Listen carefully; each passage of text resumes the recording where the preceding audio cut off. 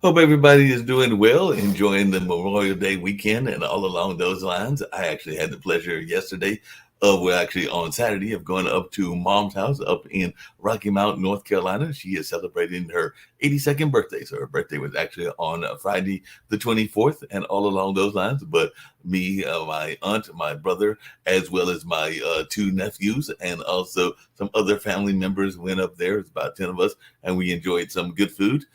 I know other people out there enjoying good food today. Maybe they're having a cookout or maybe they're enjoying other things as well. But I know in our case, there was a special on crab legs. So we grabbed some of those crab legs, enjoyed those crab legs, and definitely had that good meal and definitely, grabbing that nutcracker in order to get to the crab and all in that way. But it was some very delicious food. I think there was some corn and hen and, of course, some vegetables and corn and other things that were part of the meal as well. And, of course, Mom enjoyed the company. We were going to watch a movie, but unfortunately, we all got into conversation that we never really got past the first 5 minutes, maybe, of 80 for Brady. So I actually need to get to watch that show because I understand that it is a fun movie, and it definitely in the past, Malik, that's my younger brother, had watched it with Mom, and they had sat there just chuckling at these folks that had a major crush at the age of around 80 or something along those lines with Tom Brady, and they were trying to find a way to get to meet him and all along those lines. So it sounded like a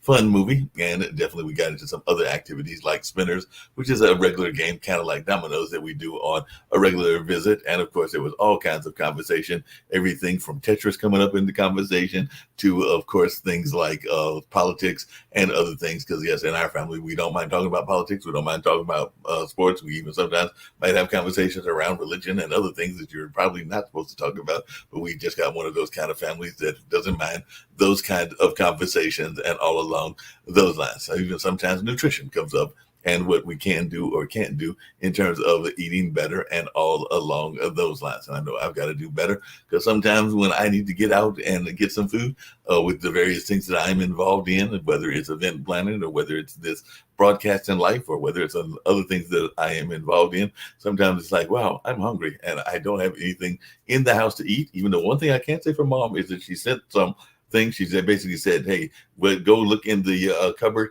and anything that you want, grab it and take it on home." So I didn't like overly raid the pantry, but I did grab about 8 or 9 soup items and all along those lines, and they might be part of the dinner meals upcoming and all along those lines. But I'd be lying if I said that there might not be a possibility, including today, that I might not be reaching out to DoorDash and some of the other things that we do that aren't all that good for you and all along those lines. But I'm gonna bring in Randy Rolfe, who is my guest for today, and see what she's got going on in her life, how things are treating her. I know we had some rain here in Durham, North Carolina earlier, and there might be some more rain coming as well. We've also been having some hot and humid temperatures that come sometimes in May. It's definitely around in July and some of the other more summery months. But I think that spring, we kind of like bypass spring and jump right into summer, at least here in Durham, North Carolina. I don't know how it is in the part of the world where Randy's at and all along those lines. And by the way, that was the name of a late uncle and all along those lines. But definitely glad to see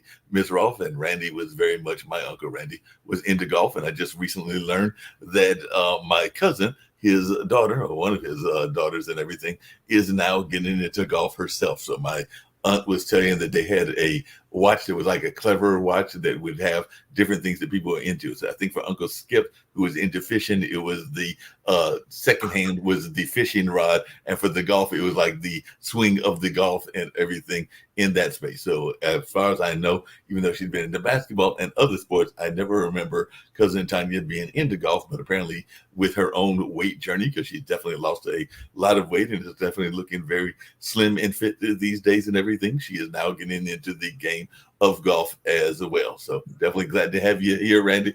And just really quickly before learning more about you, I do have to ask you because I don't know if you've got any kids or grandkids of your own and everything. But when I saw my two nephews and everything along those lines, there's this memo that they were supposed to get that they have not been getting, and I'm really upset about this memo. So I'm going to tease you and see if you've had the same reaction, because I was talking to a close friend of mine and everything. But when they first are born, they are young and cute and all along those lines and everything. But as they get older, and my nephews will be 15 and 16, they wind up getting taller. So I think they're both taller than me. I think one might even be 6'2", and all along those lines. And I'm going like, I thought the memo was that you were not supposed to get bigger than your uncle and everything along those lines. That rule has been broken, as it is oftentimes broken by many family members. Like I said, I don't know whether you are married or have kids of your own, but definitely I'm sitting there going like, I thought y'all weren't supposed to get bigger than me.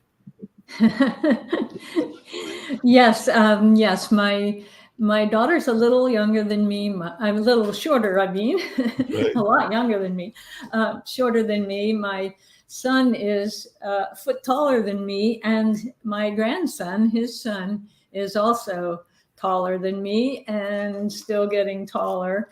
And I have a granddaughter and two tiny grandsons as well. So yes, we're busy and they're all growing.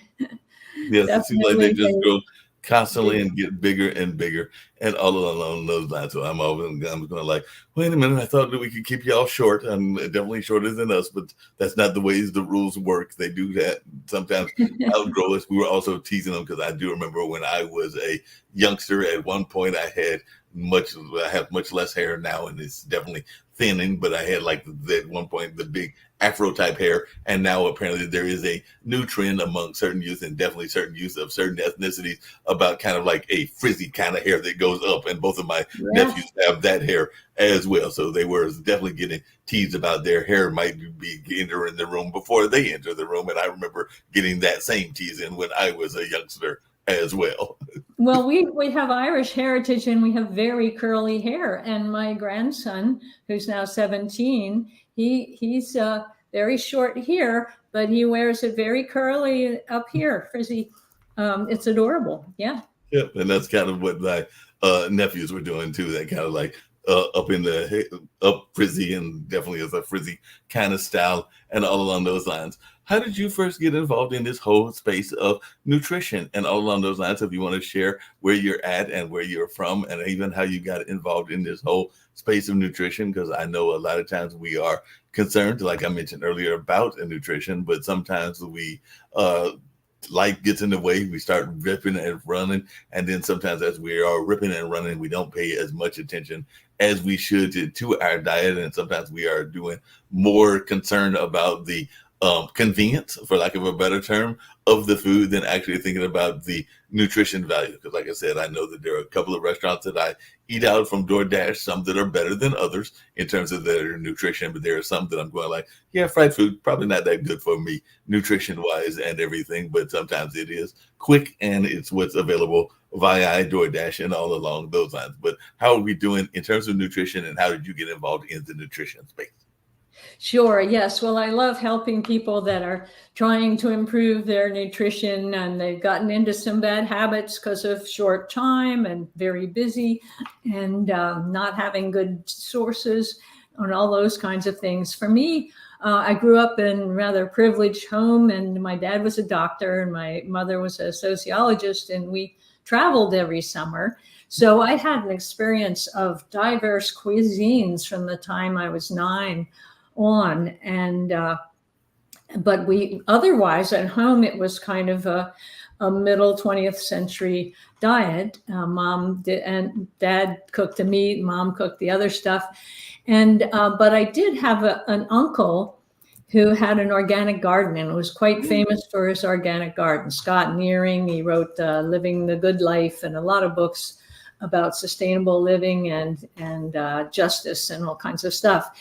So I had talked with him and met him a couple of times. And also my other grandfather said that he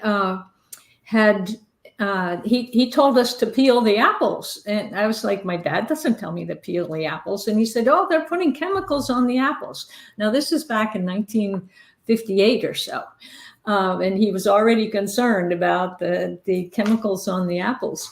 So that was kind of intriguing, but I kind of made fun of the people that were all into carrot juice and wearing sneakers all the time. and kind of laughed at that. But when I met my husband in college and we were talking about getting married, I realized I had no idea how to cook. I was always studying and playing the piano and didn't know how to cook at all. I'd never watched my mother, my grandmother, or my dad. And so I thought, well, I've got to teach myself because I want to cook. I want to be the cook because I've had wonderful food all over the world. So I taught myself to cook, but then I thought, well, I should figure out with Julia Child's book, actually. And then I thought, well, so what am I going to cook? So I thought, well, that ought to be easy. I'm a good researcher, daughter of a doctor.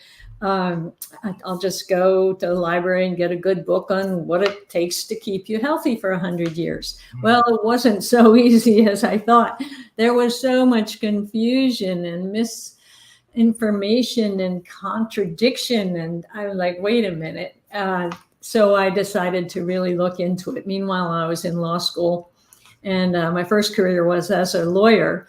But I realized I had so much fun teaching my fellow lawyers and then my law students when I taught at law school about nutrition, how to keep your brain working, how to keep your energy up for a tough exam or a tough court case.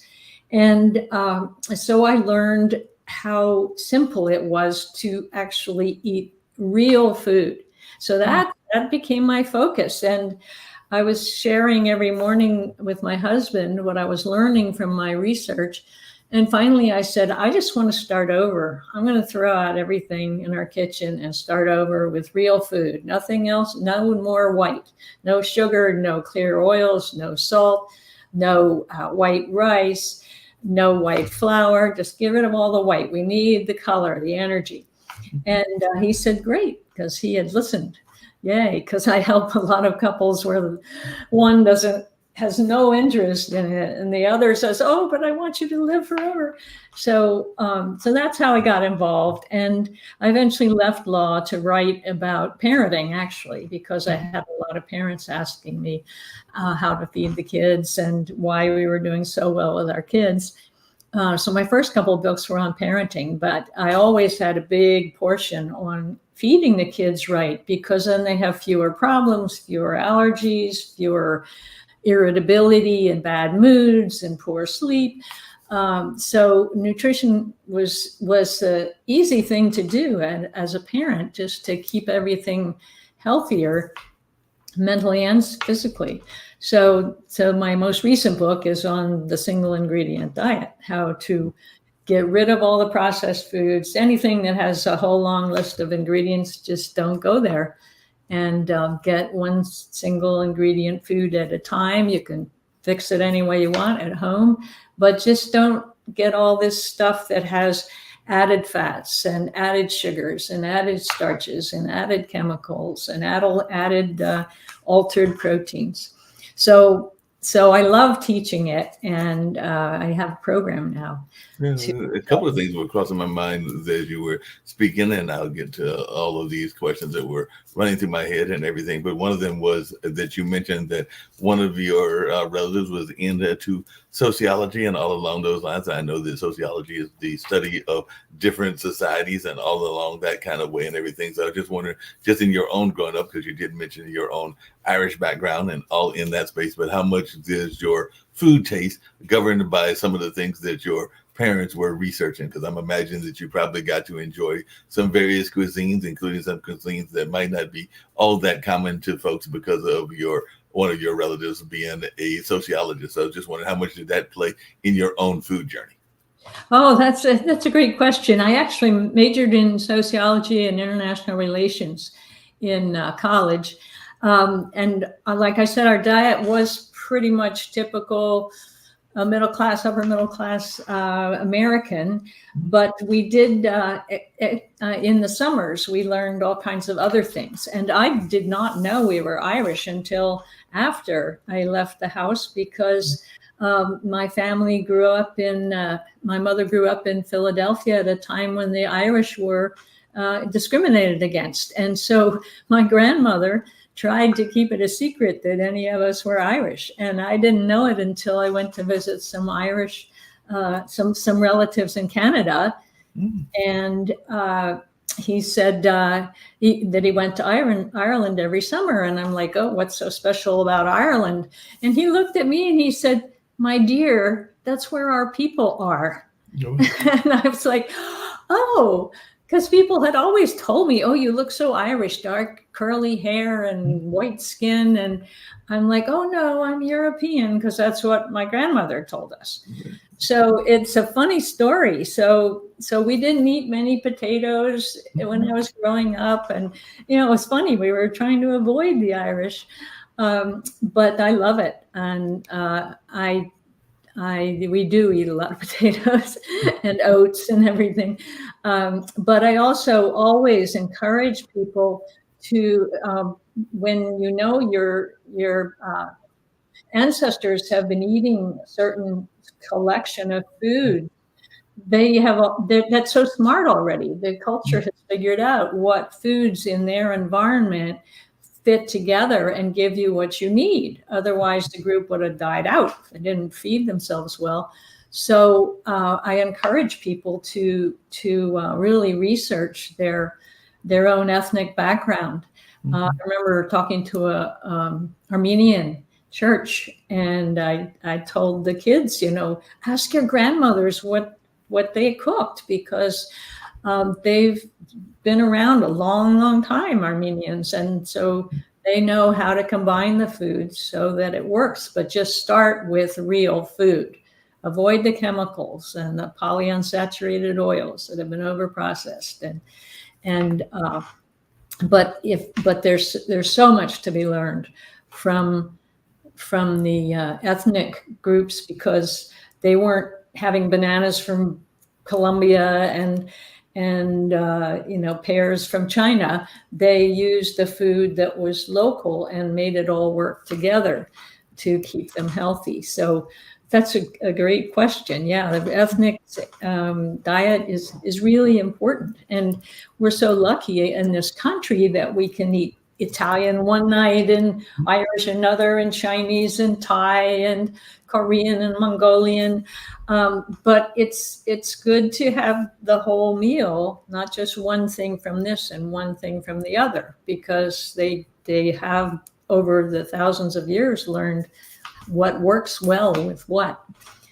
So thank you. That makes a lot of sense. And along those same lines and everything, I know one of the things the network is proud of is they talk about education, meaning the network of Pod TV and what we are doing right or wrong in the education space and all along those lines. And growing up, I've definitely got some grandparents that I am proud of, but on both sides of the family. But my grandmother on my mom's side, so my mom's mother and everything, was a cafeteria worker, and all along those lines. And definitely they had lived in rural North Carolina, so definitely had some good products, whether it was corn or whether it was asparagus or a number of other products as well. And some of that would be brought into the cafeteria lunch and all in that space. But one of the things I noticed the pandemic was that a lot of people were sending food to the areas to make sure that the kids were getting some nutrition. And sometimes I would get frustrated because, believe it or not, I don't have any kids of my own. I would sometimes see what they were given, and sometimes they would give them to the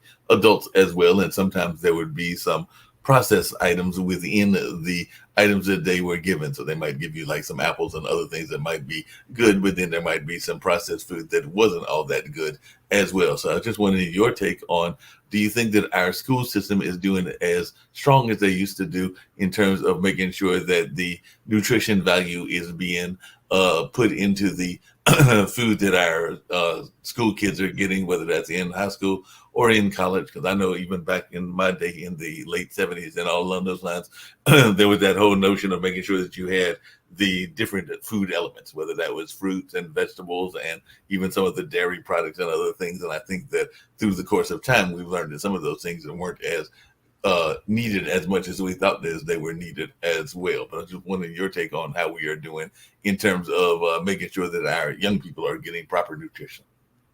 Yeah, that's a great question. I know just recently the current administration extended the school feeding to the summers, because Right. so many kids in our country rely on the food meals at school, the school meals, that they decided to give a lot more food from the federal programs into the schools for summer programs, and some schools already did it, and a lot of charities were involved, but they're putting the federal behind that to get more good food to children. But we could certainly do a whole lot better as far as quality. There's a great deal of influence still from the giant food processing corporations to include certain things and make the processed foods cheaper so that the government will buy more of them, and a real focus on dairy, which isn't necessarily good for everybody. A lot of people don't do well with dairy foods. And a lot of it is still highly processed, that it's sweetened and white flour bread instead of whole wheat bread, and very few varieties of grains. And it's hard to get the fresh salads in there too.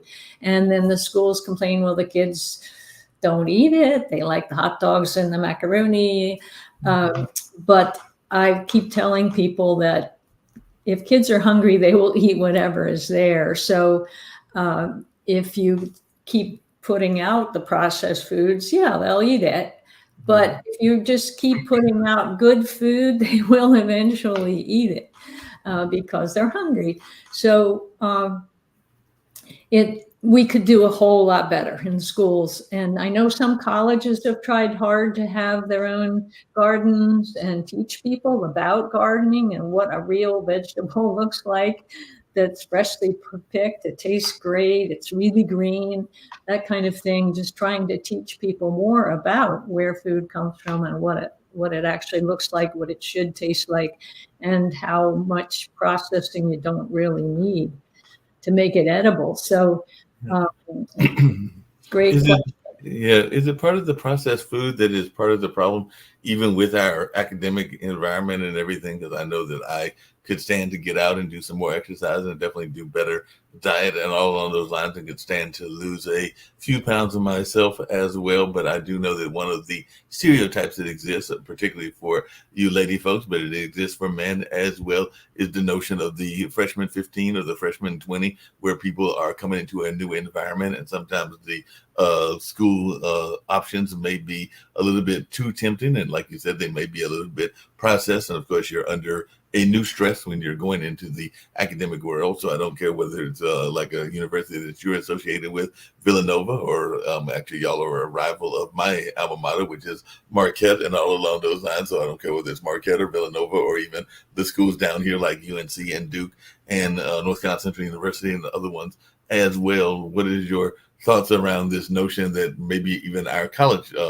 nutritionists are not doing that great as well? Because this is something I've been hearing about even when I went to school, and I know that some of my friends and relatives that have kids that are going to school, they oftentimes talk about the freshman 20 or the freshman 15 or whatever other terms that folks want to use.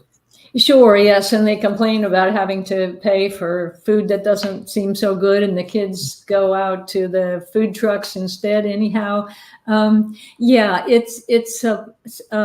is a problem of gaining weight. Partly just the lifestyle, different freedom, and like you said, the stress of going to college. It's a whole new world. So, and food's everywhere today. You don't just have to go to the cafeteria or the dining room. It's everywhere. And the dorms have machines, and and the friends bring in boxes of cookies and into the dorm. So it's just partly just a whole new environment where you have to realize portions matter, and how often you eat matters, and what you eat matters. They even had the COVID-15, that when people were at home and they could go to the refrigerator anytime, they put on 15, 20 pounds. So any kind of environmental change, especially when food's everywhere, and convenience, and and price are all involved, and taste. And these the food processors work very hard on making things irresistible taste-wise. They even call them hyper palatable.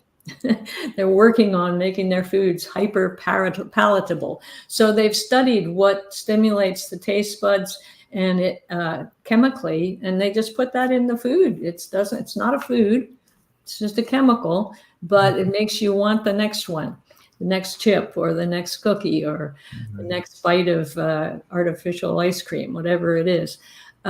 So everybody's vulnerable to that. If you just go by price, convenience, or taste, you're going to be gaslighted by the chemicals and the availability. But if you're aware of, if you trust your body and watch what's happening, if you see it's all going on around your waist or around your hips, then you do need to the first thing to do is just cut back on portions of processed foods, a little less bread, a little less gravy, a little less sugar. Just cut back on the things that aren't so good for you. It doesn't mean you have to give them up completely. Just keep them in their place, and so that you don't put on an extra 20 pounds or add 5 pounds every year or something like that. Just along those same lines and everything, I know that I was watching Scott Galloway, and you were talking about some of the things that the drug companies are doing and how they are maybe even manipulating some of the things that we do in this space and everything. He was actually saying that one of the big investments coming up will not necessarily be around the notion of NVIDIA and some of the other products like that, even ChatGPT, but the biggest ones will be what I think he called GLP-1 drugs and all along those lines, because apparently they can help carve some of the cravings, and sometimes they might even stop us from having these cravings and everything. I think Lilly might have some of those products, even Glaxo and other drug companies may be working on them as well. But it seems like a group that it can stop our various cravings, including food cravings and everything. So it's one that is in this nutrition space. What is your thoughts about this? And is this part of the drug companies also manipulating what is going on as well? So I didn't know if you had any thoughts around this, because like I said, I was watching a tape a couple of days ago and he was talking about this notion of GLP-1 drugs being something that are going to be the new economic driver. Yes, it's shocking how much money will be just pouring into the coffers of the pharmaceutical companies that are making these medications. They say even just the one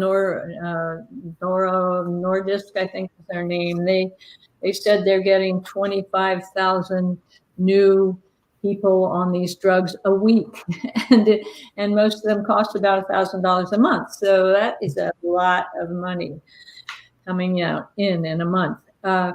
And so it's irresistible there was just an article this morning saying, oh, these drugs may help with your heart disease and diabetes. They were originally designed for diabetes, but they change the way your body handles insulin, and they bring down what they consider the markers of heart disease, like your blood pressure may be less and your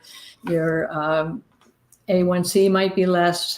And so but they're usually talking about tiny changes, like, might bring down your risk by 15% of something that there's very small risk anyhow at whatever age you're at. So there's a lot of statistical games going on to convince people that these are just fine. What they're doing is most people's cravings are from poor digestion and poor metabolism. Because the body's not making steady energy for you, so you want to get some quick pickup from sugar or starch. So their answer is to mess up the digestion a little more. That does not make any sense. These drugs basically interfere with the normal healthy function of the stomach. And the most of the problem is in the gut, starts in the stomach, but in the gut, the lower gut, with the microbes that aren't healthy. But the what these things do, and they make it sound so good. Oh, it just extends the hormone that makes you feel like you're full. Well, that's not exactly what it does. It does all kinds of things to make that happen, including slowing down your stomach's digestion, uh, interfering with the hormonal balance. And my dad, the doctor, said, don't ever fool with nature's balance. Hormonal balance is amazing. It's such a superior, complex system. You don't want to mess with hormones. So what they're doing is they're interfering with the take-up of a hormone when it's done its job in the stomach, and it tells you you've had enough. But then they keep it going so that it slows down the digestion in the stomach. And some people end up where their stomach just doesn't even work anymore. The side effects, some of they're relatively rare, they say, but they're very serious when they happen. And when people get off these drugs, they continue to have GI problems for months or even years. So it's a medication, and medications are foreign to the body. They're manipulating the body. So if you can accomplish the same thing without medications, that's the first way to go. And cravings are only because you're up and down in your energy. So all you need to do is improve your diet so that you have even energy. And that means good quality protein 2 or 3 times a day, and not too much sugar, because that sends you on an insulin roller coaster. And don't eat processed foods that have you expecting this amazing stimulation of your taste buds every time you take a bite. It's chemical. It's like taking a drug. And in fact, the brain studies show that your brain acts like you're taking a drug, cocaine, for instance. You get this big zap or zinger. And if you want that again, you get addicted. And they know what they're doing. In the 90s, the tobacco industry became very active in processed foods. When they started losing the lawsuits about tobacco, they got out of the foods, and some of the cases have found notes saying we better get out of processed foods because they're going to catch up with us, that we're ruining people's health through changing their taste buds with our chemicals, because they'd done so much work on cigarettes to know how to make them irresistible with the flavorings and colorings, that they said, well, let's do this in the foods. But they divested their food companies in the early 90s when they realized that they were going to get more lawsuits. But then the food processors are like, well, we can do this. So now we have all the big processors. But Randy, along those same lines, if I remember correctly, and actually my mom, who, like I said, I was honoring recently, celebrating her 82nd birthday, was the first president of the Golden Leaf Foundation, which is some of that tobacco settlement money that you were talking about, where they were trying to get people out of the tobacco industry and getting into other things. And she also, at one point, worked for the Smith and Reynolds Foundation and everything. But I do know that some of those companies, particularly some of those down here in North Carolina, but even some of the ones in Virginia, that they did go into the processed food market and everything. So I'm thinking that wasn't accidental, the merger between, say, an RJ Reynolds and a Nabisco, because that is actually what I think it is known now as, is RJR Nabisco, and they're definitely in the processed lane and everything. And there are other tobacco companies that have gone into kind of the sweets industry as well. So I'm thinking that was not an accidental plan, but was done intentionally. But I was just wondering your take on that and what your own research has found, because I do know that, like I said, if I was to go get some nabs, they'd probably be made by RJR, Nabisco, and all along those lines. But I just wanted your take on this maybe being intentional. Yes. For a while, the General Mills and Kellogg and Nabisco were all owned by the tobacco companies. The New York Times did a huge expose about just right after my book came out last fall about this very thing. And then you're right in that area where all the big companies are. And my name is Rolf, who my husband's ancestor brought tobacco to this country. But back then, it wasn't carcinogenic, and they didn't overuse it because it didn't have the radon, and they hadn't grown it so that it was so addictive they bred it so there was more and more nicotine in just a tiny bit. And if you've ever been to Williamsburg, you see those little tiny pipes. They do 1 or 2 of them a day. So then it was just, we're in the pub or whatever. They didn't do it in the office or in the home. So anyhow, yeah, there's no accident there. Wherever they can make a buck, they will do it and hope they don't get caught. And that's the other thing that I love sharing from my law school experience, that I had a wonderful lawyer who'd also been in the government, and he said that the big companies, they don't want to know what they're allowed to do and what they're not allowed to do. All they want to know is, how long can we do it before we get caught? Because if they can make 2 billion before they get caught and they get charged 200 million, that's just the cost of doing business. It's okay. They've still made, 80% profit. So so that's the way they think. And if a couple people die, well, that's just the cost of doing business. That there's always outliers, right? Yeah.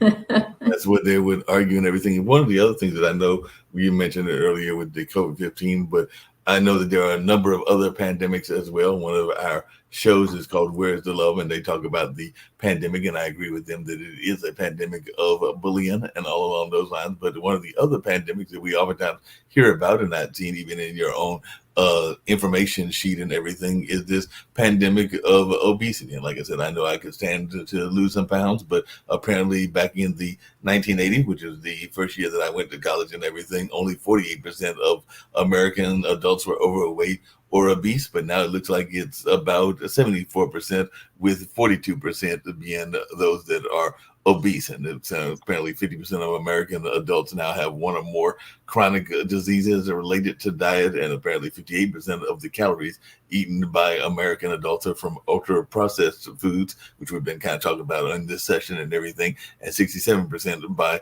the kids. So how bad is this obesity epidemic or pandemic, and what can we do to stop this pandemic if it's to be stopped in its tracks, much the way that we tried to stop COVID in its tracks as well?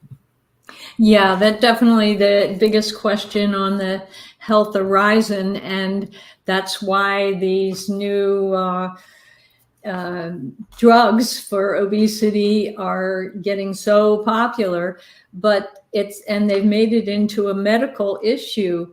But what happens is that if you think about it, it's really simple. Our body is designed to have a certain amount of muscle, a certain amount of stored fat. So this, if we don't have a meal, we'll be able to use it, or if there's an emergency, we'll be able to use it. But when you have an extra 100 pounds, that is a burden on everything.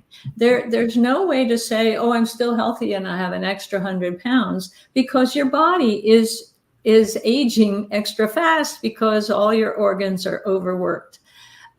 So it's already a problem. Even if you feel great and you're taking walks, if you got an extra 100 pounds or 2 or 3, and it's a lot of people do nowadays, your body is being burdened in a way it was never intended to be burdened.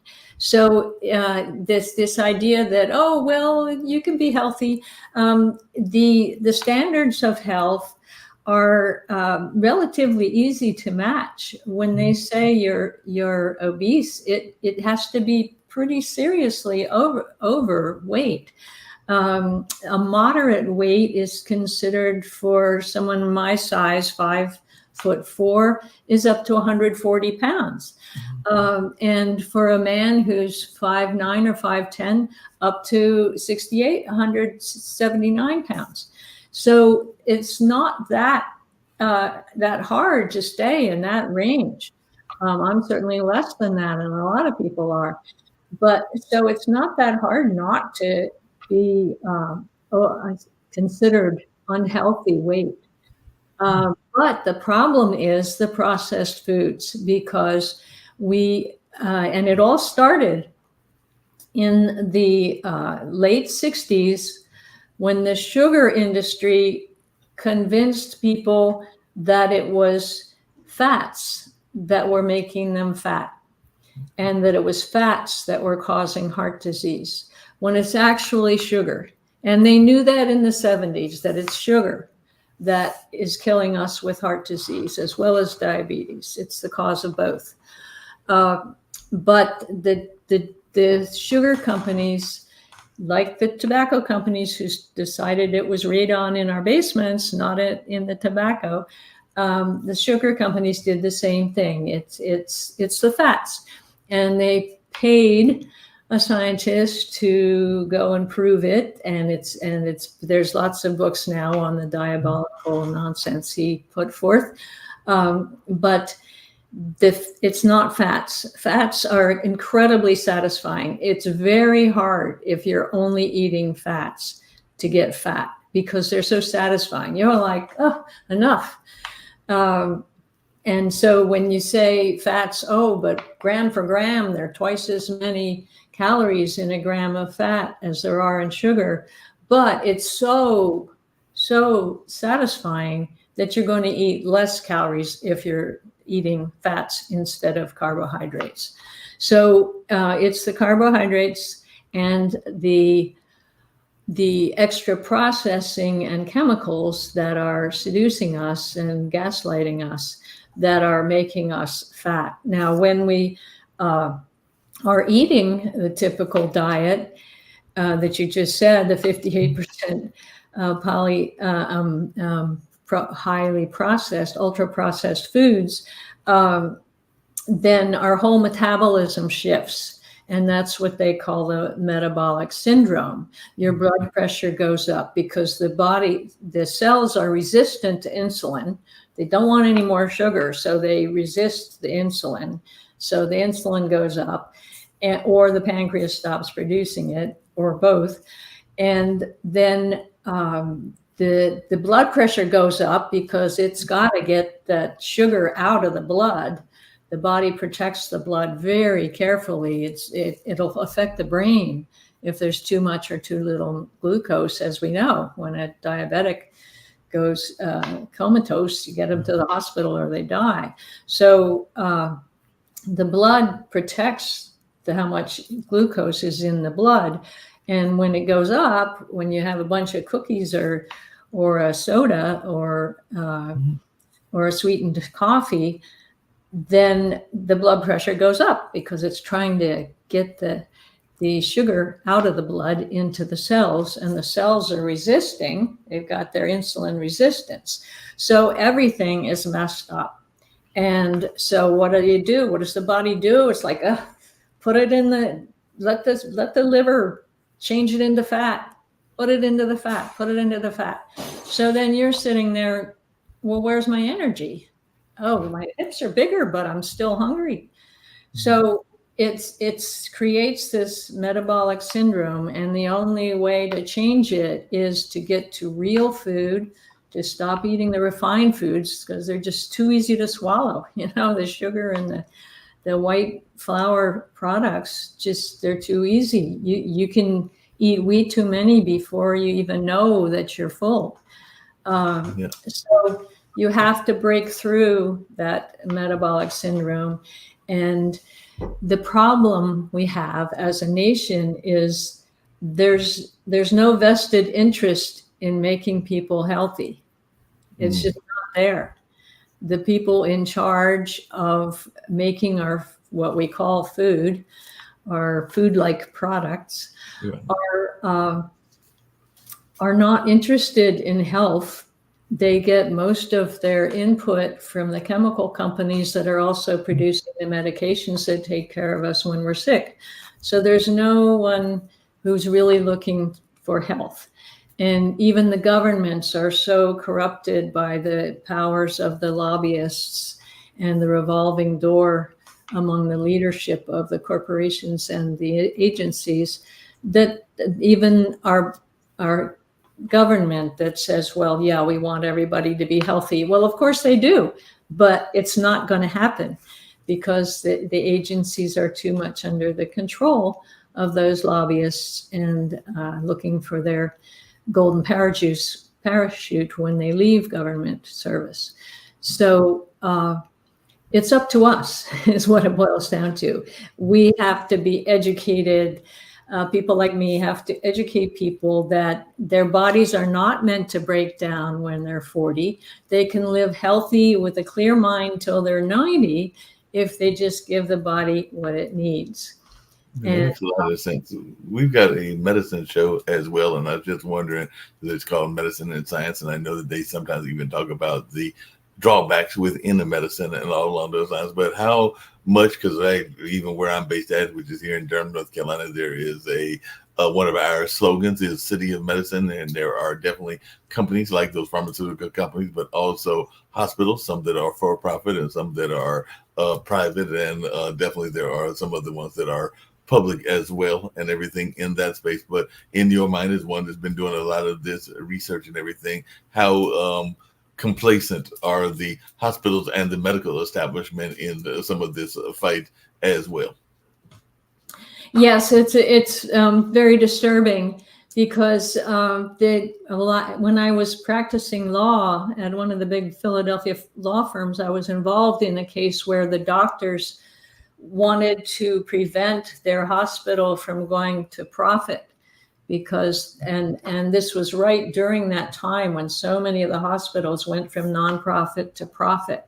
Mm-hmm. And so there's a serious transference of incentive to where you want to be the hospital that has the finest diagnostic equipment and the highest paid surgeons, and it becomes a profit center to be diagnosing people with and doing an MRI at the drop of a hat, rather than saying, well, maybe you've just been drinking too many sodas this month, So, and which is often a big case of things happening. And so, yes, it's a very serious problem. And there are courageous doctors that are trying to encourage people to believe in their bodies and know that their body is always trying to heal. And if you give it the right foods and probably some supplements, if you're out of balance, that your body can take care of healing in ways that nothing coming out of a medicine chest can do, or out of a pharmacy. But obviously, medicine is amazing if you're in a car accident or you have any kind of acute problem, and it can keep you alive if you have a heart attack. But there are things you can do yourself to prevent the heart attack in the first place, or prevent the second one. Like, for instance, one of my favorite examples is that if you make sure you're eating plenty of fruits and vegetables, or taking a magnesium supplement, or all of the above, you can prevent your second heart attack. Magnesium is amazing. If you're taking it before that, you probably won't have a heart attack because it's so critical in the energy production and keeping your body from going into a stress reaction. And magnesium is one of the first minerals you lose under stress. So it's really important. And my dad, the doctor, I always like to mention it, he always insisted we have a banana every day because it's very high in magnesium and B6, which is kind of acts as a tranquilizer. So we said, oh, this will keep my kids calm if they get a banana every day. So there are definitely things you can do that will prevent the degenerative diseases. And I try to tell people that because the push among doctors and pharmaceutical companies is to prevent chronic disease by getting on drugs before you even have any chronic diseases. And so they promote this myth that, it just attacks you all of a sudden. And so we need to keep measuring you and finding it before it starts and that kind of thing. And we can prevent it with our new medications. But the medications all, because they're medications, cause side effects. And I try to tell that to everybody too, because the only reason you need a doctor to prescribe it is because it's a known poison. Drug people are called toxicologists, and they get a toxicology degree because they're studying toxins. So the idea is a doctor can help you decide that it's worth taking this toxin because the benefits are greater than the risks. But nobody's telling patients that anymore, that this is your decision. This drug is bound to cause side effects. Maybe you're one of the lucky ones that has minimal side effects and great benefits. And that's wonderful. But that's why your doctor has to monitor it, because you may not realize when you get these side effects that it's really from the drugs, because you haven't read the small print and your doctor hasn't read it in a while. So every drug is a potential problem for your body because it is a toxin. And that's one of the things that's so funny when you go in the drugstore and they say prescription strength without a prescription. Well, wait a second. Something does not compute in there. It can't be prescription strength and not need a prescription because it's toxic. And the reason it's prescription is that a doctor has to help you make that decision that it's worth taking the risk. Yeah, that makes a lot of sense. What advice would you give for folks that are having these various cravings? Because a lot of times processed food will have you get these cravings and these addictions and everything. Even though I haven't had one today, I do know that I love my sweet tea, and I know that that's very sugary drink and all along those lines. And I know that there have been in the refrigerator and they're almost gone, some chocolate chip cookies. And I know that that's definitely sugar, which is not all that good. And I used to love a good graham cracker and all along those lines. So for folks that are maybe having similar type of addictions for different kinds of processed foods, but don't think that they can go cold turkey, because even those that are on alcohol and have other addictions, even sex addictions and other things, it is hard to do cold turkey. So for those folks that got to be weaned off of it before they can go totally cold turkey, what advice would you give them to make sure that they can slowly wean themselves off of these bad items? Well, I think the best way is to start satisfying those cravings with real foods. Right. Like when you want to nibble something, put some peanut butter on a stalk of celery, right, or have a date instead of a chocolate chip cookie. Right. And then if you do have a favorite, like the chocolate chip cookie, eat it as a dessert after your meal. Don't right. use it as a snack. Because that'll put you up the roller coaster again. But if it's at the end of a meal, then your body's like, oh, okay, a little sugar coming in, but I got lots of protein and fat to work on. So to substitute real foods for your cravings, and like soda, just try to switch to water with some orange juice squeezed into it, or some diluted apple juice instead of a soda, or have Perrier with a couple ounces of apple juice into it if you want the fizz. So substituting real things so that your body has a chance of recalibrating itself. You really have to re-educate your body so that you get off of that sugar roller coaster and don't snack on those refined foods. If you must have them, then have them at a meal time when you're also getting a leg of chicken or pile of beans or something. Yeah, that makes a lot of sense. Everything.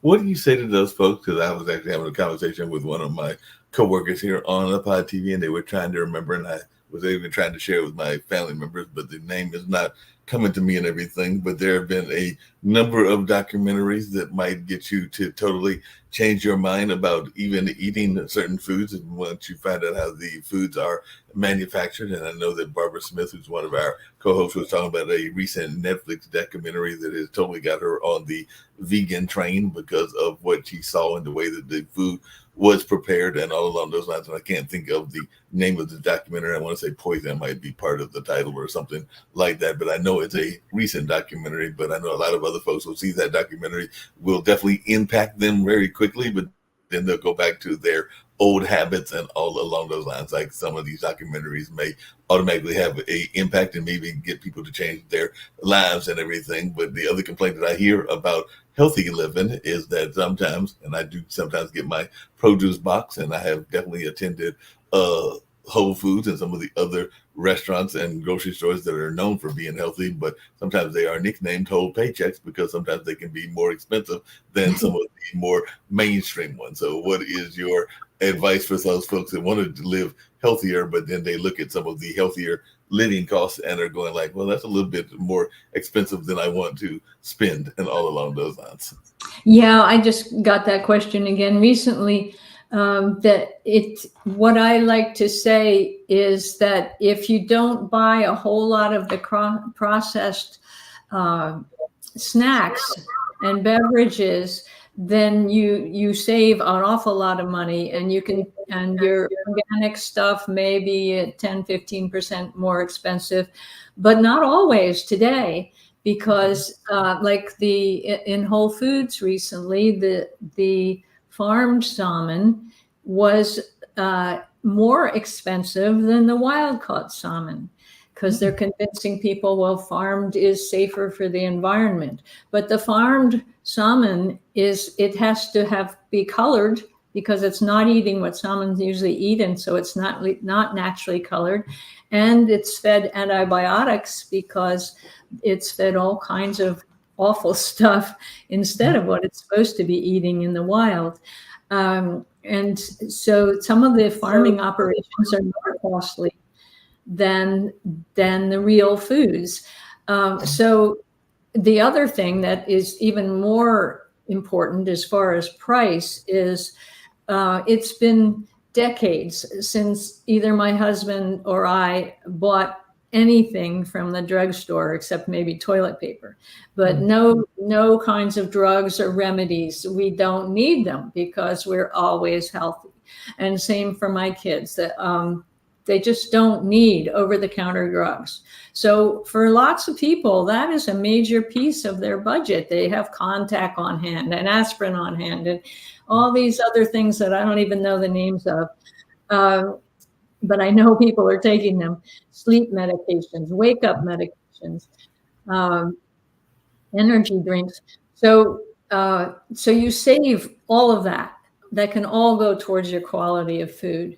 And in transition, maybe you still need something to put you to sleep or something, but you'll soon not need it if you're really nourishing them yourself.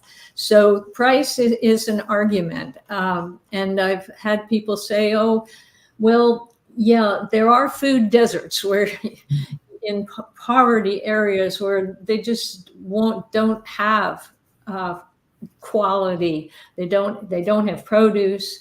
It just never makes it into those neighborhoods. But you can still get dried food and go out of the neighborhood once in a while, or order online now. You can order online. But there we have a societal problem. We need to do something about food deserts. It's ridiculous. All our people should at least have food. But as far as your average middle class worrying about the price and with inflation, I hear a lot about that, oh my gosh, it's more expensive, but you're paying for chemicals that are toxic for your body. So it becomes a priority question. You'll do much better if you keep your mind and your body healthy. then if you are spending less, but you have to get medications, you have to go to the doctor because you've got kidney stones. So they come from energy drinks, but nobody tells you that. Yeah. So there's, you have to look at the bigger picture when you're realizing, okay, my food might cost a little more, although I think if you get rid of all the processed stuff, it'll be less. Uh, but But you have to but think. along those same lines, how much of, because you mentioned food deserts, I'm also wondering how much of the things that are done intentionally and all along those lines. Because I know that I've studied and have been a student for years around gentrification and even some of our historical Black Wall Streets and things along those lines. And a lot of times they were destroying neighborhoods. They were actively minority communities. And I would argue that there might be an intentionality in putting a churches or a KFC or even a certain bodegas in certain minority communities, because you know that that is a market that is already craving for food, and it might be easier to get them with the fried food and some of the things that are not necessarily good for you by putting some of these franchises in those neighborhoods. So I'm thinking that sometimes this may be done intentionally. I don't know if you agree with me or Yeah, not. there's a yes, I think there's a lot of evidence for that, and there are really two sides of it. First, that it can be a great market for the high profit foods, which are the highly processed foods. You make more profit from that neighborhood, unfortunately, with the really poor foods. But then there's also a way of starving the neighborhood so that it can be urban renewed. And Mm-hmm. you, like you said, gentrified, it gets cheaper and cheaper. So then someone can come in and say, oh, I'm going to develop this. So it's making profit while it's going downhill, and then coming in and making more profit. So I think there's a lot of evidence of that. Yeah, I would agree with you on that and everything. Now, one of the restaurants that I do go to sometimes, because it is one that I enjoy going to because I like their diet and everything, and it is definitely priding itself on its Mediterranean roots and all along those lines. So it is a Mediterranean type restaurant and everything in that space. So I know that you have sometimes, even in some of your own research, talked about the Mediterranean diet, and I was just wondering, is this a diet that more of us should be going towards and all along those lines? Because like I said, I know this particular restaurant that I go to, and I usually get one of their kebabs and maybe even a good salad, and all along those lines is very Mediterranean oriented, and they do have some fruits, because I'll oftentimes get the fruit with the meal as well. So how important is this Mediterranean diet, and are enough of us actually participating in a Mediterranean diet as well? Yeah, it's a great question.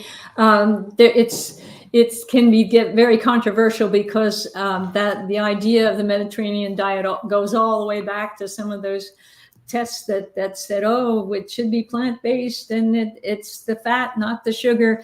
I've been in the Mediterranean many times, traveling with my parents, and since, and it's it's not it's not just plant based. First of all, they eat lamb and pork and fish profusely, but not like beef every meal. They don't do that. So we don't need to do that.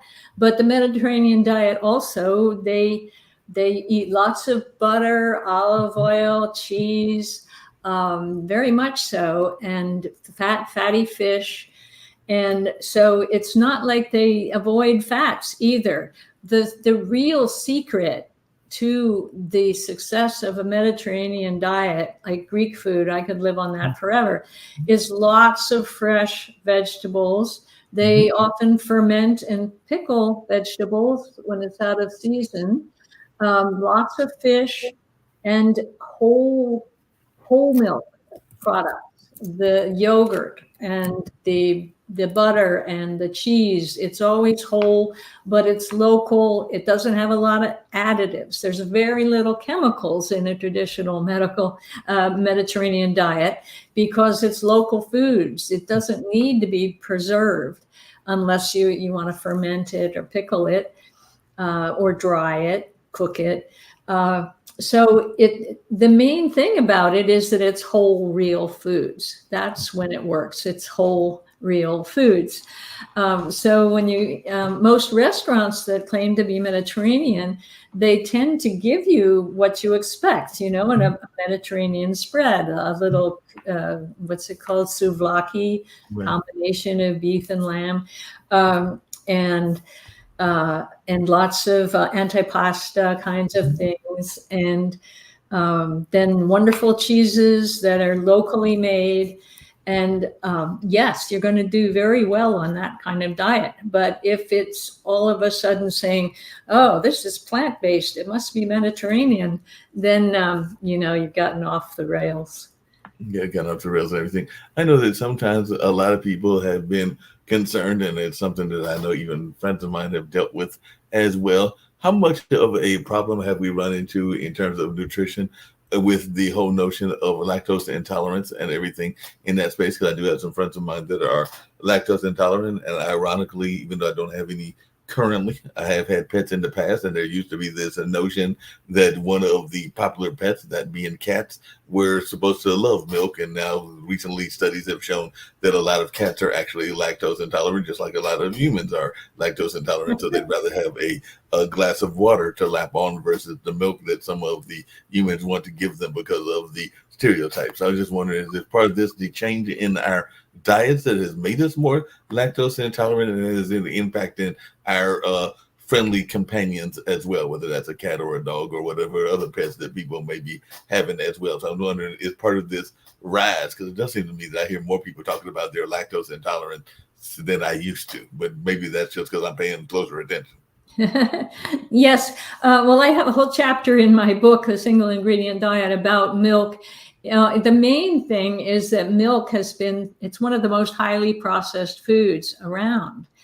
And we've added chemical vitamins to it to try to make it more like what came from the cow, but it's been homogenized, pasteurized, and now some of it's been high heated. And now they're talking about using a fast pressurized milk. Instead of using heat, they're going to pressurize it. And then we've got all these different levels of fat. So we've removed the fat. It used to rise to the top. Now we homogenize it. So it's little tiny particles. So it gets treated completely differently in the liver. So it causes problems there. And the people of Asian descent just did not develop with fresh milk. Except in Mongolia, they used horse's milk and cow's milk right from the cow. So when my kids were little, we lived right down the street from a dairy in northern New York, and I breastfed my kids for 2 years. But after that, they had fresh milk, and I was drinking fresh milk straight from the cow. That was yellowish because of all the butter. In fact, sometimes I made my own butter. And that's completely different from what you're putting on the floor for your cat. If it came straight from a dairy, your cat would still love it. But there have been studies, actually 50 years ago, there were studies of cats to see what happened with fresh milk versus pasteurized milk. And by the third or fourth generation, the cats were infertile and didn't like the milk. When it was fresh milk, the fifth generation was perfectly happy. And I know in the dairies where we were living, there were always cats in with the cows. The cats just lived on what was spilt when they were milking the cows. They were milking the cows and everything. That makes a lot of sense that they would get that leftover milk and all along those lines. But yeah, I'm just sitting there going, like, I know that I've been seeing more even humans dealing with this whole notion of lactose intolerance more than I had seen before, and all along those lines. And like I said, I heard this stereotype about what was good for animals and what wasn't good for animals. And this wasn't the cats, it was the dogs as well. But it's good to know that there are definitely some good things that can go on even in terms of natural food. And that's what it seems like you're definitely a proponent of his guests getting more of that natural food and everything. But I'm also wondering, because we were talking earlier about fast food, and one of the scariest incidents that I ever saw is I sometimes don't think that we think about where the food is coming from and all along those lines. Like we assume that it is what it claims to be and everything in that space. But I remember a dear friend of mine, and I actually need to reach back out to him just to be a good friend and a good neighbor and everything, because it's been a minute since I've talked to my buddy Steve Hyman and everything. But I remember many years ago when he was much younger himself, and I think that he had, yeah, at that time he was married to his wife, and then is still married to, and all along those lines. But I remember that he went to a auction, and it was an auction for a horse and all along those lines. And while he was there, he happened to notice that there was one of our popular fast food restaurants that was there as well. So that told me that there might have been some auction items that they were thinking was beef that might not actually be beef and everything, because it seems like they were trying to get the horse. And I do know that sometimes people will substitute one product for another and everything along those lines. Like there might be people that are thinking they're eating one meat and they might be getting venison, which is a form of deer and everything. But I just remember being a little bit startled when he told me that story several decades ago, because I'm going like, wait, because I even asked him, I said, well, are cows being auctioned as well? He's like, no, no cows. It was a strictly horse auction, but apparently maybe Hardee's was trying to get some other product other than masqueraded off as the cow. And like I said, this was several decades ago, but it definitely startled me when he told me that tale. Well, I have heard that it happens, and we try to regulate that in this country, but that we don't give our agencies much money for frequent inspection. Right. So it can happen. And there have been a lot of stories lately that, you may think you're getting cod, but it's really tilapia, Right. and things that are, they may substitute in the back room in a restaurant, and you're not sure. I one time got terrible stomach ache from food poisoning at a upscale restaurant at a museum in Milwaukee, I think it was. And I had asked for a tuna sandwich, and it didn't taste like tuna. And I said to my husband, this doesn't taste right. And he said, well, send it back. But I didn't. I said, oh, it's okay. It just tastes more like beef. And that night I was just absolutely miserable. And the next day we were driving across country. I heard on the radio that there had been a disease in the beef in that city. And I realized that's what I had. I had been exposed to that beef in that stupid, what was supposed to be a tuna sandwich. So I still don't understand why they put the beef in the tuna sandwich, unless they think I asked for beef, which I didn't. But anyhow, it can happen, and it can be awful. Can be quite awful, particularly if that's not what you're expecting. Like if you're thinking that you're going to get a Big Mac or something else, and you wind up getting a totally different animal and all of those.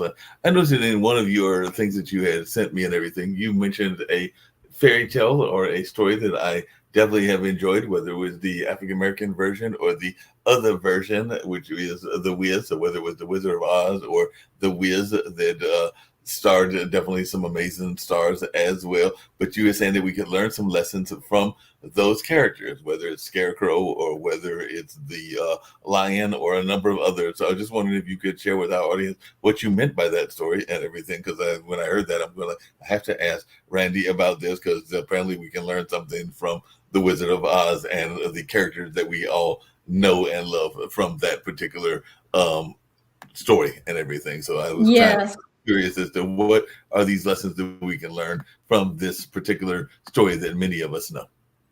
Yes, it's great fun, because actually the man who wrote the original Wiz books had really studied the classic characters back from ancient Greece, the classic 4 characters that Shakespeare used and dramatists have used ever since, the Greeks. And so he made characters representing those. And we now know, and I discovered it, and I've written a book on it in my nutrition class, that those four classic characters actually correspond to hormonal dominance in our body. So each of us, when we're under stress, rely on different hormone systems, like the type A personality that's aggressive, and when they're out of sorts, they'll get really domineering. That's the lion.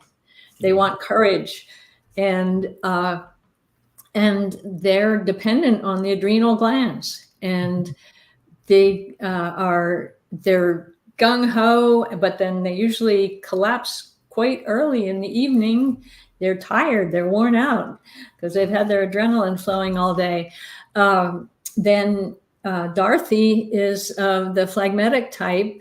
What they used in ancient Greece, they called phlegmatic, and they depend mostly on the post-pituitary gland when they're under stress, and they're very loyal and very caring about home. They love family, home, loyalty, that kind of thing. And she always wanted to get home, right? Mm-hmm. And she was so happy when she was surrounded with her family again. In fact, in her adventure, in the tornado, all the characters were her old friends, the good characters. And then the straw man is the melancholic, whose moods change a lot. They're very dependent on the thyroid gland, and that's what puts you on the roller coaster, the sugar, because thyroid is very responsive to sugar. And then so he wanted a brain. And the melancholic people are very much in their brain. They get depressed. They can be life of the party, but then they collapse. And so that was that. He wanted a brain, which he obviously had, but he didn't appreciate it. And then the Tin Man is the fourth group that relies on basically the gonads, the sex hormones under stress. So they tend to eat late at night.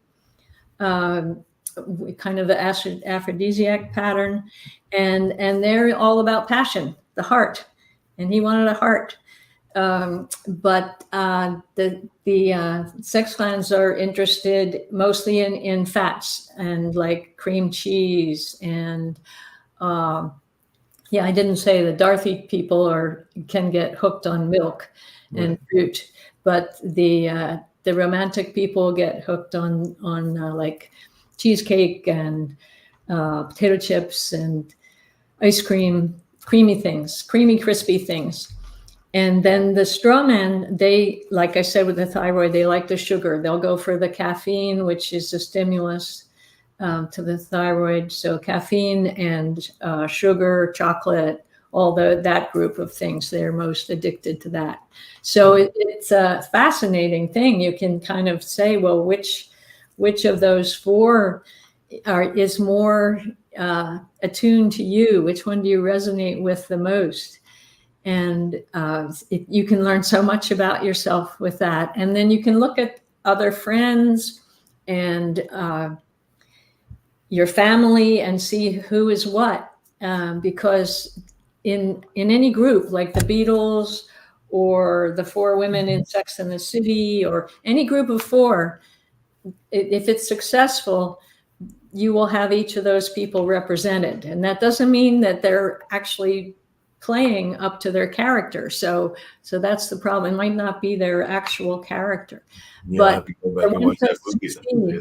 I have to go watch that movie I was talking about, 80 for Brady, because I want to say it was 4 women in that. I know that most of those women have passed on, because I know Sally Fields was one of them, and there was Rita Moreno, and I forgot the other 2, but definitely I want to say that there were 4 women and 4 strong women. And I'm also imagining that there might be some people that are, because sometimes we don't like to admit that we all have a feminine and a masculine side of us, and there might be guys that are afraid to admit that they would be more of the Dorothy, because as you were describing the type, that definitely seems that more that would fall into my lane and everything. But I do know that some guys that would be like, I can't be Dorothy. I'm not a Dorothy, because that's a woman's name. And all along those lines, because you do have some people that are stuck in their stereotypes and all along those lines. And just really quickly, I've got about another 15 to 20 minutes to go and everything, and I hope you can give me that much time and everything along those lines. But how much does some of these food cravings and some of the things that you are researching, because you kind of alluded to it in that last answer and everything, because I sometimes know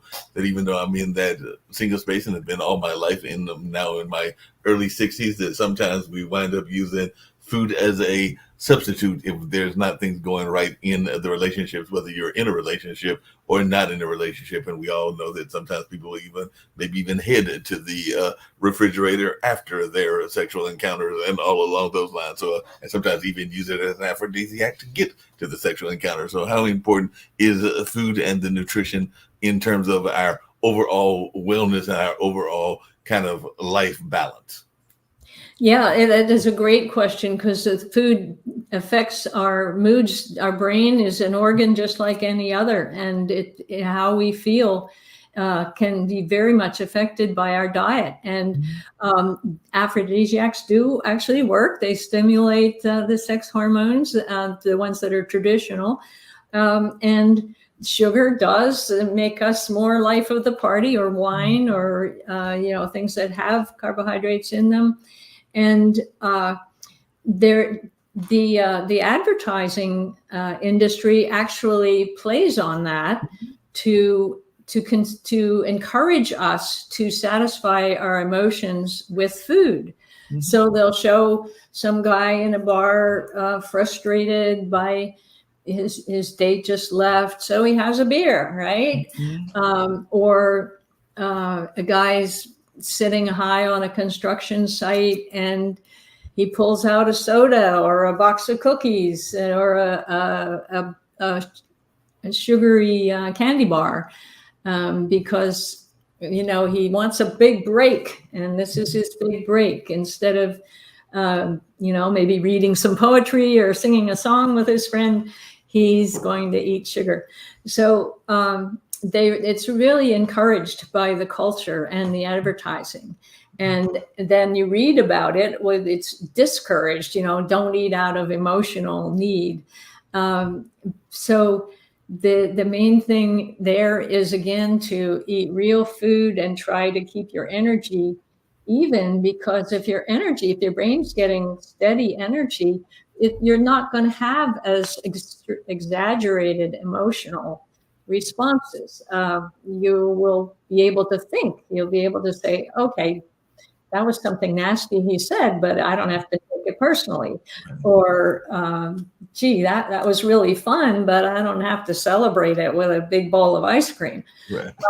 So you'll feel good without feeding some hormonal system more than it needs to feel good. Yeah, that makes a lot of sense. I know one of the other things you talked about, and I know sometimes people think about it in the sense of life and death and everything, but that's not where you are going with it. But when you are talking about the four horsemen of the dietary apocalypse, what are the four horsemen, and how close are we all to a dietary apocalypse? Because I know a lot of people are concerned about just the real apocalypse and whether that's coming or not and everything. And I consider myself more spiritual than religious. And like I said, I'm hoping that Mom will make it to 100. And I've jokingly said that I'd like to get to 200. And I wouldn't mind if Mom made it to 200 as well. I know that's not really a realistic goal, but hey, sometimes it's just fun having the goal. And, maybe when I get to Heaven's Gates or all along those lines, I can say that I didn't really think that I'd make it, but at least it was fun saying that I was going to try to make it and everything. But what is the four apocalypses of this the four horsemen of the dietary apocalypse? Yes, well, I'd say that it's first of all the refined sugar and even sugar substitutes, so that they are gaslighting our taste buds and making us. Now we have sweet beers and we have sweet wines and we're making everything sweet, and our coffee isn't coffee anymore. We're putting a dessert into it.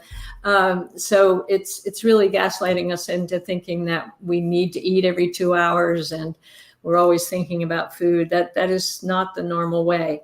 If you go into a traditional society that is hunting and gathering, even they only eat once in a while. Once a day, they all get together and share their food, and they gather it all day. So it's not necessary at all to do that. But anyhow, the refined sugars and the white flours, and then the polyunsaturated fat, they have altered our diet so tremendously with the high omega-6 compared to the omega-3 fatty acids. And the good fatty acids are almost removed from the polyunsaturated fats. We should be eating real fats, and we should not be scared about cholesterol or saturated fat. That was all made up back in the 60s so that we wouldn't blame sugar for our problems. But sugar is the problem. And then convincing, the other reason they did that was because the food processors were figuring out how easy it was to use polyunsaturated fat in everything. So corn oil, soy oil, canola oil are in every processed food, and fried foods are all in those cheap oils, and the body's just disgusted by it, made sick by it. There's definite problems that show that it's causing, cancer as well as a whole lot of other things. So the refined foods and then the chemical additives are the third, and absolutely awful. And then the let's see, that we've got the sugars, the starches, and the altered proteins is the fifth. People don't realize that we are over processing our proteins as well. Soy protein has been altered so many different ways, and it's in so many foods because you can manipulate the soy protein into any form, and now they're doing it for so many substitute vegan foods and people that don't want wheat.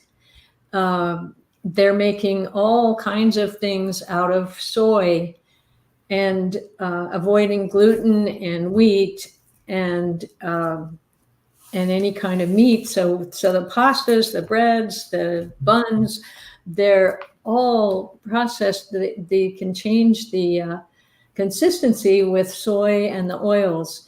So the vegetable protein, they often call it hydrolyzed vegetable protein. It's not just like, oh, they got a little soy in there. Soy is very dangerous. It has a lot of estrogen-like compounds in it. And the Asians figured out how to detoxify it. So unless it's tofu and miso and properly fermented the old way, it still is estrogenic and can cause cancer, obesity. If you're eating a lot of vegetarian and there's a lot of soy in it, it can cause obesity because it changes the hormones.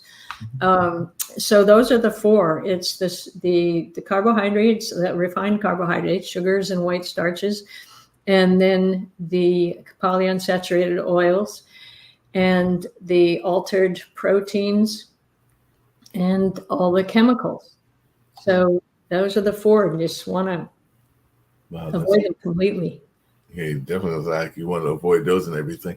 You mentioned something else that I think that is one of the reasons that I love going up and don't go as much as I probably should to Mom's house and everything is this notion of communal gatherings and everything. So how important is that to nutrition and everything? Because I think that we've gotten away from that. And I sometimes, even when I do go out to eat, and like I said, I do that way too often, but I do get frustrated when I see an entire family out in an outing and everybody's on their individual cell phones, having their own individual villages and not really engaging with each other and everything. Because one of the things that I love doing when I'm going up to Mom's or any of my other friends' houses is we might play a game of spinners or we might play some other gatherings, and there's lots of good conversation, including topics that supposedly are not supposed to be talked about at the dinner table, but we don't mind doing that. And I know every family has their own rules and regulations, but we are very open to having those kind of conversations and everything. But I was just wondering, how important do you think it is to have that kind of that communal gathering? Because I think that's what some societies do better than we do in the West. Yes, I do agree with you. When I traveled, I met families from all different points, and my family always ate meals together. And in my work with parents, that's been a major thing. I've found that more and more parents are not eating with their children, and they'll say, well, my kids just snack, they don't even have a meal. And I remember the first time I said to parents, well, have they ever seen you have a meal? And I remember she said, well, no, I eat breakfast after they leave in the morning, catch the bus, and I eat dinner quietly after they've had dinner. And I said, well, that's why they don't eat dinner. They don't know there is such a thing. You know, they say, oh, I don't want that. And then they'll munch on other things until bedtime. So it's really important to have meal times, but that communal social part is incredibly important. And I tell parents to not give any lectures about nutrition at the dinner table. Make it fun, social, what's new, what's the latest joke you heard, any funny news, or ask a question about some news story. And my family talked about everything. And I think it's really important to have a family or a group of friends where you can talk about anything. But over a good meal, there's nothing like it. It is very congenial, but it also teaches you to enjoy your food, that it is a social thing. We love being social. We love eating. Why not do them at the same time, And gathering together, it's really important. And COVID was very hard in that respect of not getting together with your friends. And of course, the worst was when you had somebody in the hospital, you couldn't even visit them. I still think that was inhumane. But anyhow, we need to gather at our meals. And we had in the 80s and 90s, that was another thing that went wrong for the obesity epidemic, was this, we can graze just like the other primates in the forest. They're pulling at this fruit and pulling at this nut and picking up this insect, and they're just eating it. But the anthropologists that have studied the human species say that's one of the things that's especially unique about us humans, that we are more like birds, and we bring our food to the family. And because we have such long childhoods and long old age, we take care of our children and our elderly. So us able-bodied people, we gather the food, we bring it in, we share it with the kids and the elders, and that's where we develop our language, our facial expressions, our compassion, our understanding, actually our sense of life. Okay, we started as a little one, we're going to be this old one. It's where we learn how to be a human. So gathering our food together is and sharing it is essentially human. Yeah, I agree with you on that. It's also a good time to reflect on those that have gone on, because even when I was with Mom, we were thinking about like some of the things, like I think I mentioned to you, and even on this show, the whole thing with the golf watch and the fisherman watch, but we were also thinking about Uncle Bud, who was one of my great uncles who had some amputee situations. I know he was missing one arm. He might have been missing both arms, but they were talking about how he was able to do a lot of things that folks would not think he would be able to do, including driving what at that time was a stick shift car and all along those lines. So they were admiring what he was able to do with his determination to do it and all along those lines. And there were some other folks that had passed on as well as some of the folks that are here as well. Because I know they were also talking about a cousin that is living in California and is possibly thinking about moving this way. And they were also thinking about how they never had any desire, certain family members, to go to the West Coast, even though there are a few family members out there, not a lot, but there was just a good conversation point in that space, both those that had passed on as well as those that are still around, and just sharing some of that news, even talking, like I was talking before we got on, to a cousin, and I was realizing that her mother is about to have one of her kids have a child. So that'll be like her think fourth great grandchild and everything along those lines. And I remember her when she was young before she had her kids, and I don't think she was ever thinking about being a grandma. And I know she don't want to being a great grandma. So, that's a part of that aging process if you're fortunate enough to have the kids, and then the kids may have kids and those kids may have kids. So maybe aren't planning it, but I think that this will be her fourth one if I heard the family dialogue and everything. But one of the things I've been hearing about, and a lot of people say that we should and we shouldn't. So I was just wondering your thoughts, because I mentioned that earlier when I was growing up, there was this notion of trying to have food that fed into one of those various food groups, whether that was vegetables, whether that was fruit, whether that was grain, and a number of other things. And there was also this notion that you need to have at least 3 meals. And I know that I am notorious for not having breakfast. I usually will have lunch and dinner, but I'm notorious for not having breakfast and everything, even though when I'm at mom's house, we definitely do have breakfast because she is a breakfast believer and all in that space. So how important do you think it is to have 3 or maybe even 4 meals if you're going into that late night snack or that dessert kind of time as well? So is it all right to only have 2 meals, or should we be trying to have the 3 meals, breakfast, lunch, and dinner at the very least? Yeah, that's a great question, and a lot of people do ask it. As I said earlier, we aren't supposed to be eating every 2 hours. We're not grazers, and we actually to digest a meal, we do need at least 3 or 4 hours between meals. And I mean, you can have a few little berries or some cereal if you feel. Some celery if you need a little pickup, but you probably wouldn't need it if you had real meals. So whether 2 to 4 is possible, the late night meals I definitely don't recommend, because you don't want your digestion still working while you're asleep, because your digestion needs relaxation and a recalibration of the hormones and the enzymes that you use. They are doing work elsewhere during the night to rebuild, to rejuvenate your body. So you should have not be eating anything for 2 or 3 hours before you go to sleep. So you should finish eating by 7:30 if you're going to bed at 10. And it's important also because if you eat late at night, you're not going to digest that well. So you're not hungry at all for breakfast. And breakfast is an important meal.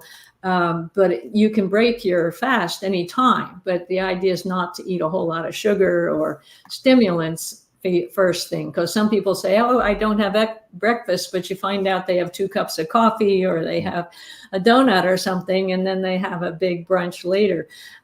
So when you break your fast, there should be some protein and some fat in that first breakfast. So the eggs and toasting or eggs and bacon is fine as long as it's organic, not nitrated bacon, the real bacon. But you can also, if you're vegetarian or vegan, you can have oatmeal and almonds for breakfast. So that's fine too. But oats are the highest protein grain, so that's why I mentioned them. And almonds have wonderful protein in them. So if you get up at 7, say you've had 9 hours sleep, if you don't eat anything till 10, that's fine. In fact, my great uncle with his organic garden, he would do all his writing from the time he woke up to breakfast, and his wife would make wonderful oatmeal breakfast, but he didn't eat for 3 hours because he was doing his writing. And I understand, because I often have very creative putting ideas together as I'm waking up in the morning.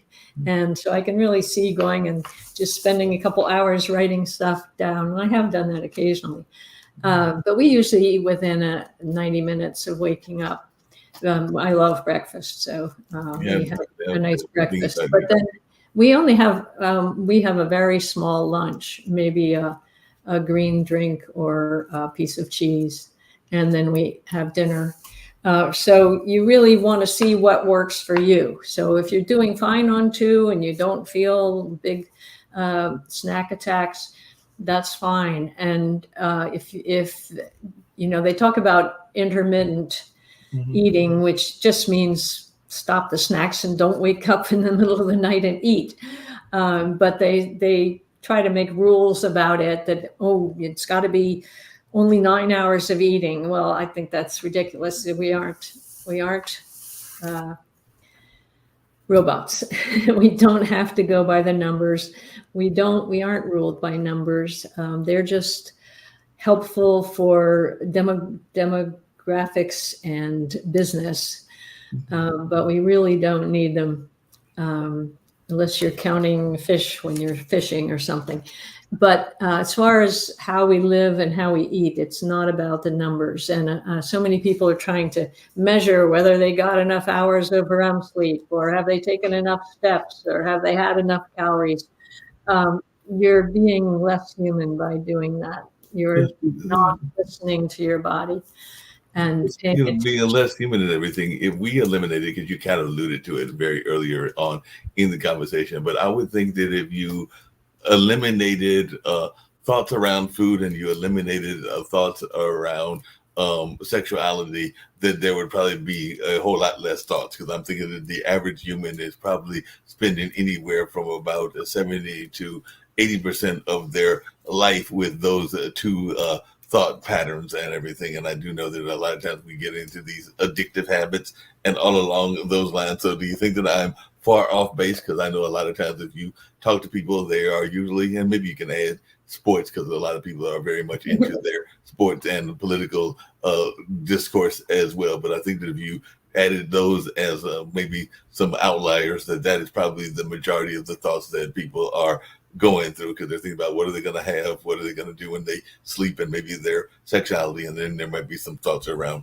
sports and politics, and maybe what the latest entertainers are doing as well. But I do think, and even some of those thoughts are sexual and food oriented, because if you're going to a show, you're going to be eating. It might be like coming to the Carolina Theater. Everybody talks about how great the popcorn is, and all along those apparently they have some popcorn that people are big fans of, and all along those lines. And even if you come to the Cultural Arts Center that I work at, sometimes they will have some drinks that are out and available as well. So they might be thinking about the poets, but they're also thinking about the drinks that they might get from one of our local breweries that sometimes set up a stand there as well.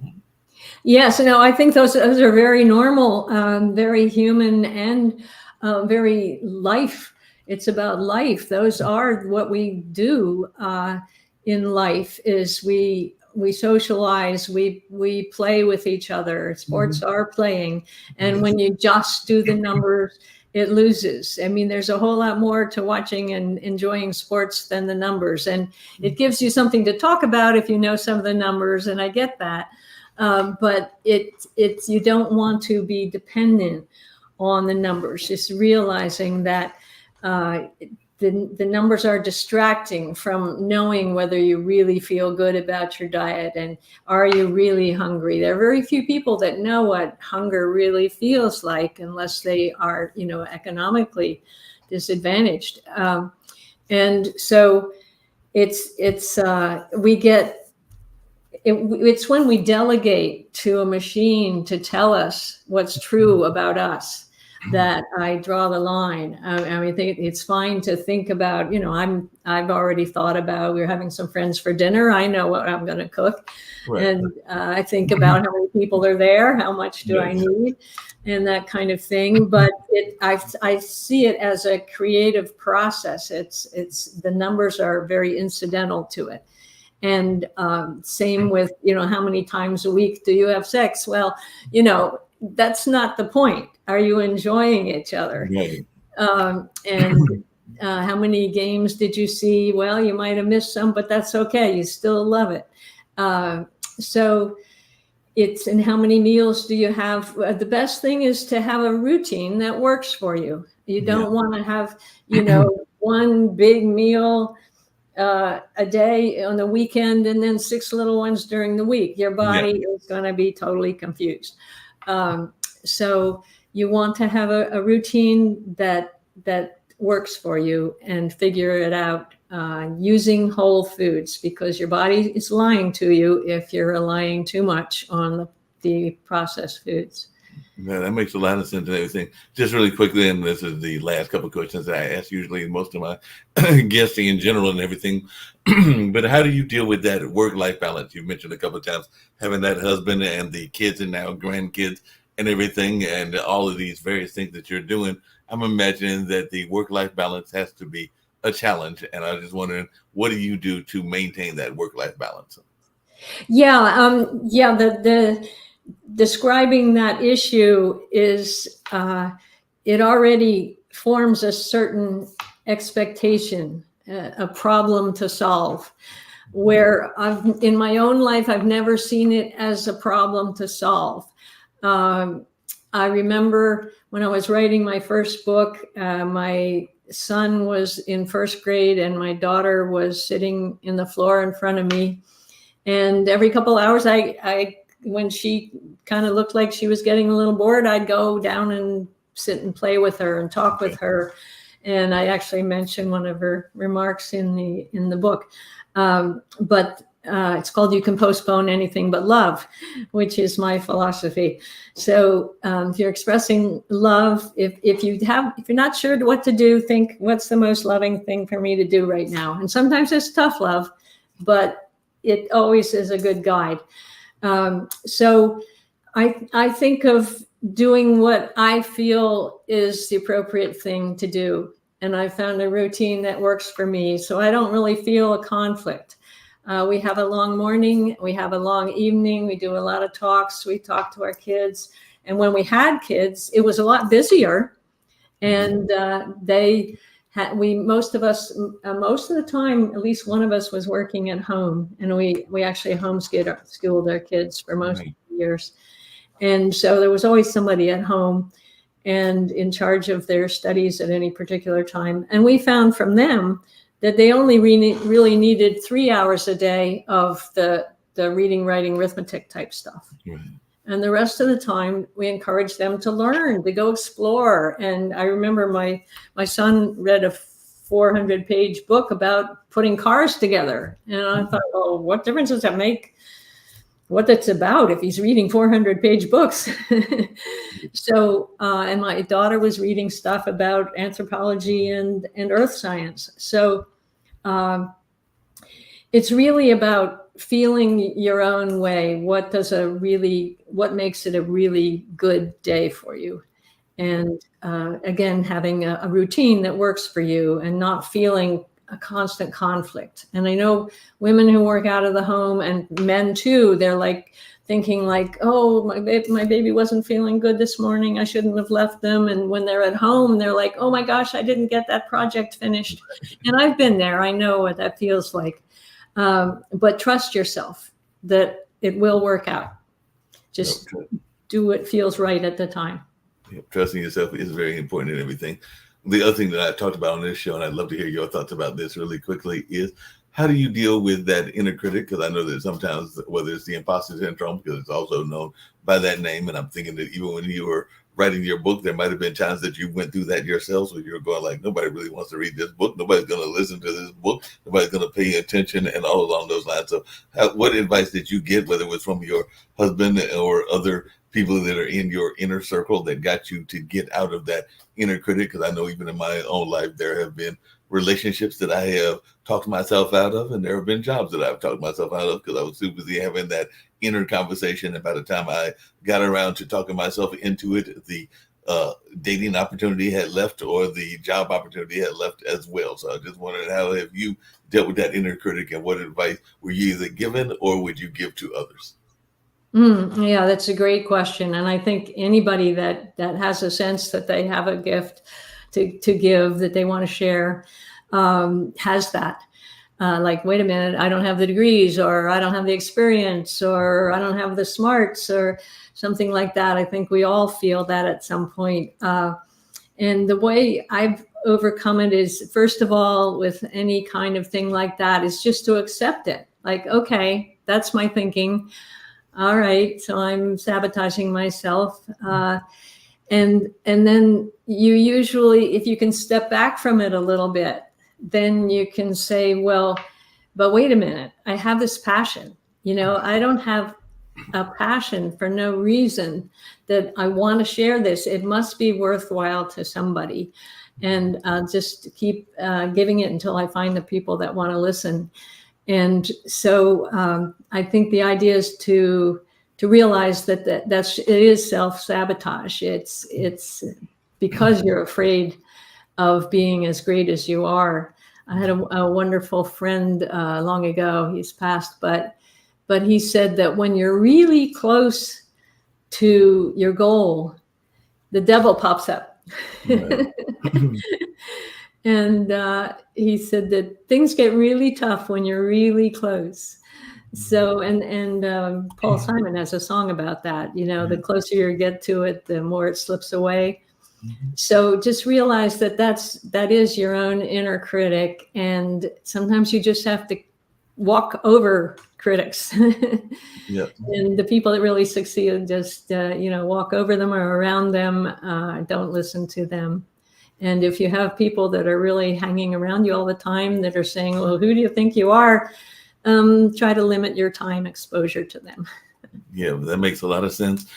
Sometimes you have to know who your tribe is, and if they're not part of your tribe, like you said, you got to let them go, and all along those lines. So I have thoroughly enjoyed this conversation. I know we were supposed to have had this a while back, but I've thoroughly enjoyed it, and I think the audience has as well. I've been watching, so we've been having people watching as we've been talking, and I'm sure they'll be watching them in team rerun as well, and all along those lines. But one of the things I get all my guests to do is a couple of quick things, which is the Pod TV is an international network. So kind of my own rule and my own thoughts around that is that I love being a conduit for positive thought. So I give all of my guests to give an opportunity to share a message of positivity that they would like to share with our global audience and all along those lines. And of course, give an opportunity to tell how they can be contacted and reached as well. And if there's anything that we didn't touch that you wanted to touch on, this is the opportunity to do that as well. So I'll give you the chance to answer that question, tell how you can be contacted, and if there's anything that you didn't get to touch on that you would like to touch on, then we can do that. And then we'll go out with the same robot that we went in on as well and everything. But like I said, I've thoroughly enjoyed this conversation, and I hope that you'll come back in the near future on another show as well. Well, thank you, Mark. It's been a delightful conversation. I really enjoyed it. Wonderful questions and fun talk.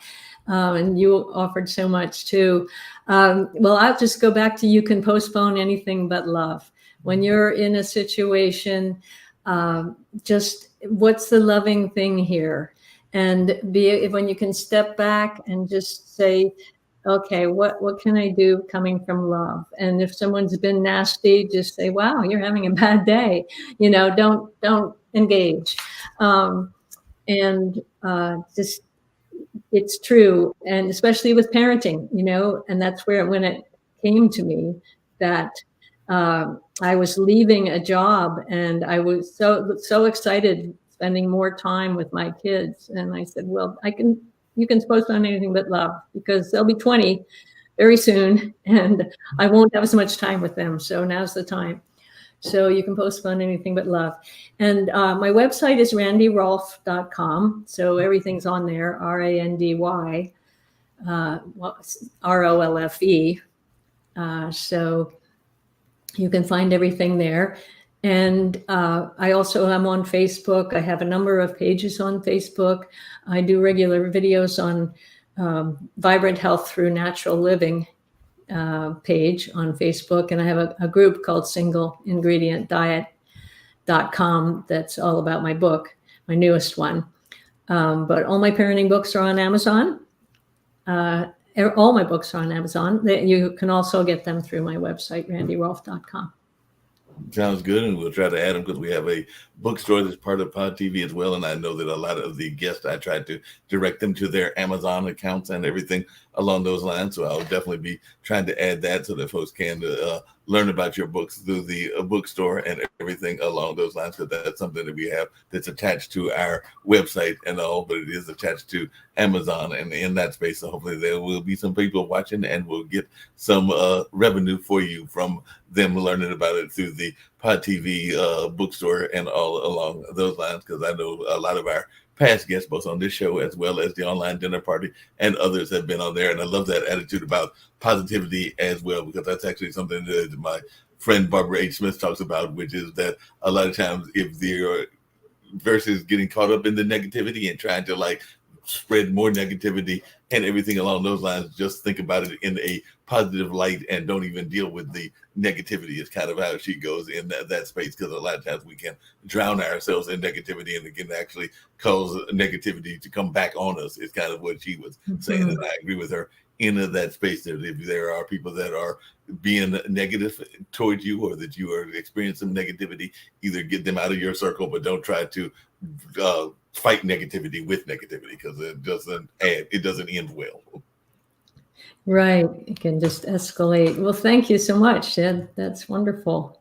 No problem. Like I said, we're going to go out that robot that I said we started with and ended with, and all along those lines. So we started with it and we'll end with it as well. But I thoroughly enjoyed this conversation. Like I said, I might be reaching out to you to see if you want to come on our new show, as well as some of our other shows, including some of my other ones like the online dinner party. But I do love having guests that are even multiple guests as well. So I might reach out to you and see if you're available later on in the spring or summer. And of course, we can continue this conversation. But I learned a great deal from you, and I definitely enjoyed our conversation. Sure. I love that. I love radio and TV. Oh, I always have. Thank you very much for this opportunity, and I'd love another one.